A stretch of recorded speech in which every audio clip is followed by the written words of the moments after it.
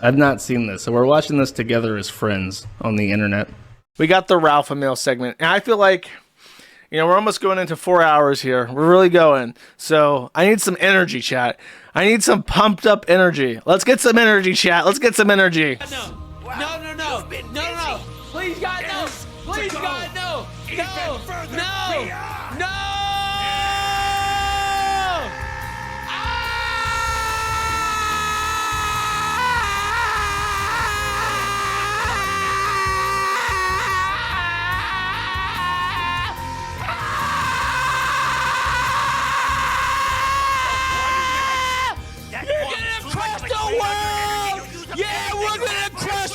You motherfucker!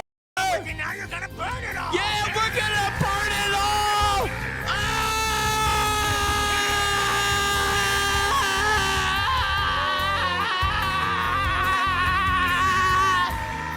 All you motherfuckers!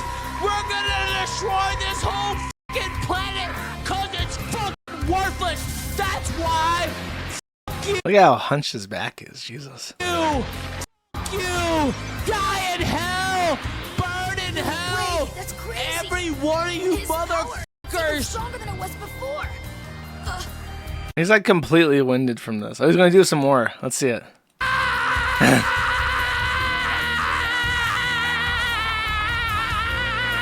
remember hearing a story. I don't know if it was this, but I think it's at this scene where the English voice actor doing the screaming like passed out or like got lightheaded and almost fainted.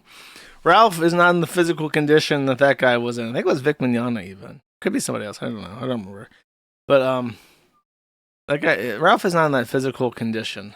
So he's not able to really master this. He's just going, which anybody can do, chat. Anyways, so he screamed. He got really excited. But let's see what else he's screaming about. First of all, he did a video called the Ralph Warski Festival. Warski Festival I watched a little bit of, and it was a truly bewildering thing. He had this crack on his stream, and she was basically dishing out some dirt on Andy Warski because apparently they knew each other very briefly. Oh, she's like a whore. She's like a prostitute or something, or like a dance. She's like a what's the thing? A cabaret dancer. So she's basically like a titillation person, like technically like a prostitute. But you can't say that, I guess, because it's not technically a prostitute. But she said that Andy simped for her, and that was like her hot goss. Ralph became so bored of talking about Warski that he got... Who's that guy that was like at Charlottesville, and then he became a leftist and started dating a spicy Latinx? And I guess now he's on the right again, and for some reason anyone gives a fuck about what he has to say.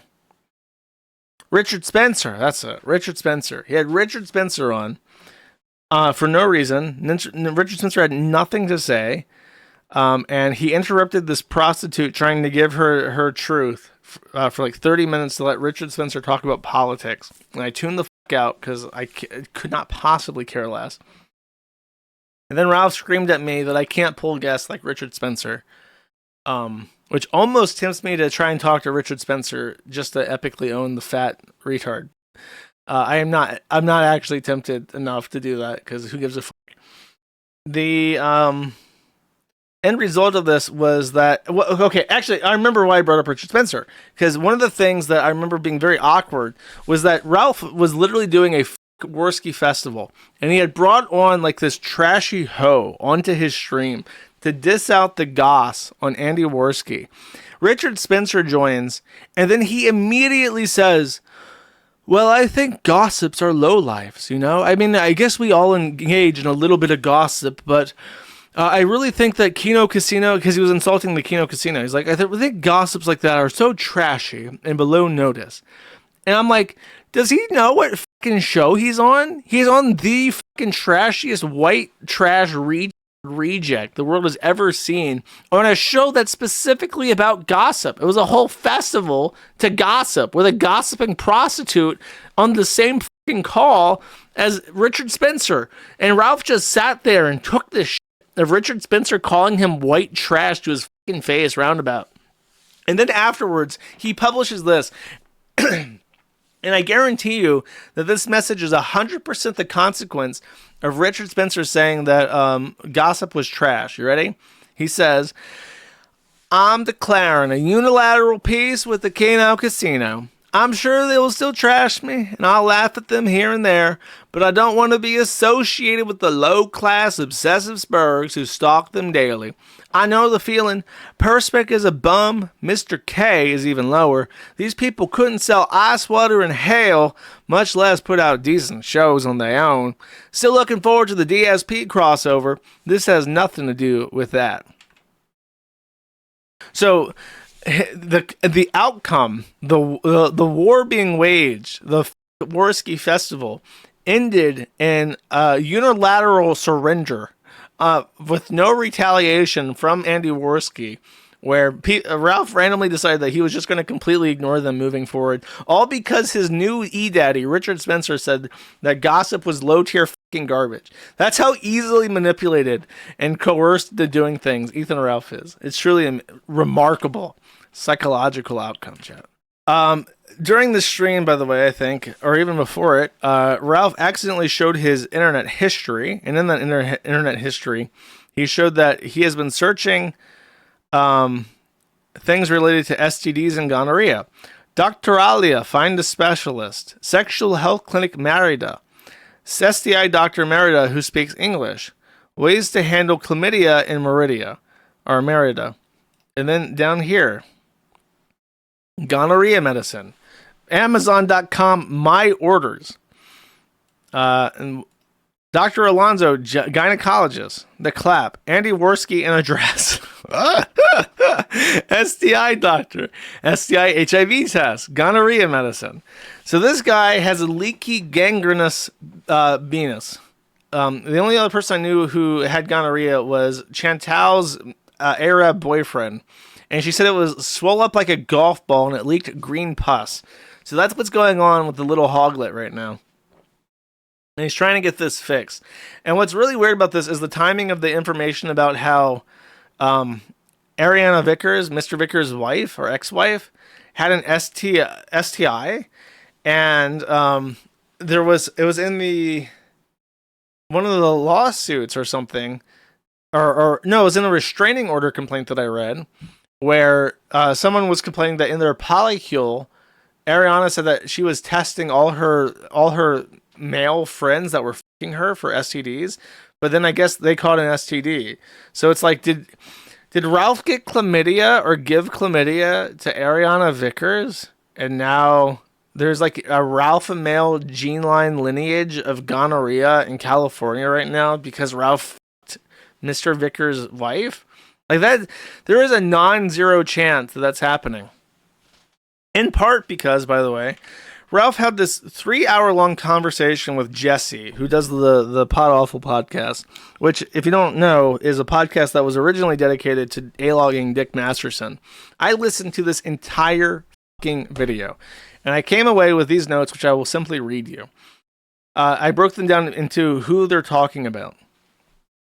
Jesse. Remember when I was surprised that Jesse does not irritate me as much as I thought he would? Jesse is pretending that the show is for Ralph's own good, even though he's leaking intimate phone calls with him, which is bullshit. He shit on Cog, which made me laugh. Jesse said that I'm totally apolitical, except I believe you should be killed. You should be allowed to kill women if you want, and Ralph agrees. Ralph gets so fucked up during this call that at the 2-hour mark, Ralph says something about Jesse, but he's talking about Jesse in the third person. And then he says, I'm talking to Jesse right now, as if he's like half asleep. He thinks he's on a live stream that he's producing. He's talking to an audience about Jesse, who he's replying to. And then he realizes in his head that he's talking to Jesse, but he's actually still kind of like out of it. And he thinks like, oh, he's on my show. And it's like, no, you're having a private phone call. So he can't even have like phone calls anymore because he's so f***ed up on Xanny berries. By the way, this was 1 week after he got out of rehab. He didn't stay sober outside of inpatient for 1 week. He was already fucked talking to Jesse, obviously high on Xanax or something. as he got out. The one thing that I learned in this that I really didn't know was that when May tried to leave Mexico, she actually told Ralph that she was leaving Mexico before she left, which is in line for the horse being the dumbest fucking that's ever fucking lived. So Ralph called the police, La Policia, and they showed up at the airport to try and prevent her from leaving. But Ralph was outside the country.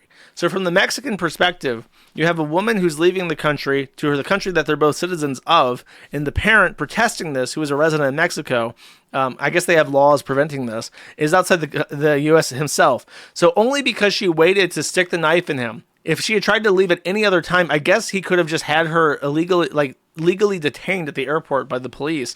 But because she waited, and this is pure dumb luck on her part, assuredly, because she waited until he was back in the United States, they had no legal reason to detain her from leaving the country herself. So she got out. But I did not know. That's a really dramatic story. That's like a fucking movie. Oh, by the way, he talks about Xander on and on, but he never even mentions Rosie. Never once. Not once in the entire 3-hour call does he ever say the name Rosie by name directly. He also admitted he was not a good husband.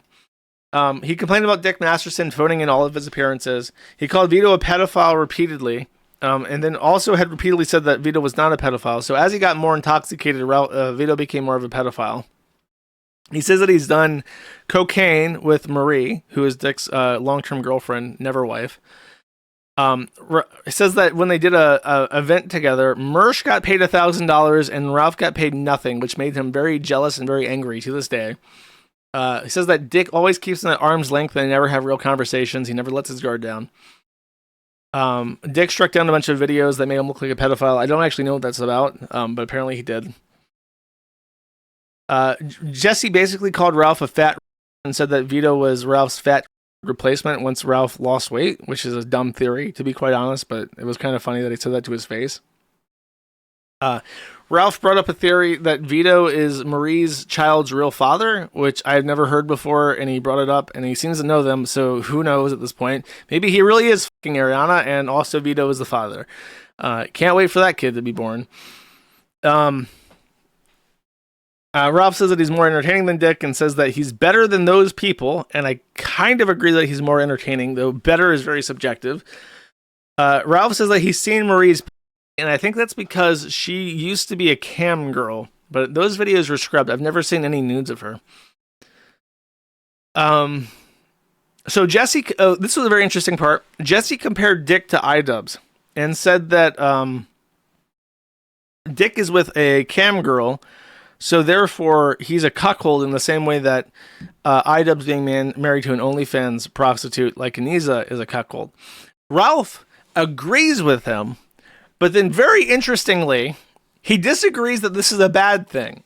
So he takes this weird straddle where it's like, yeah, I can kind of see the logic of that, but who cares? And it's like, buddy, are you okay?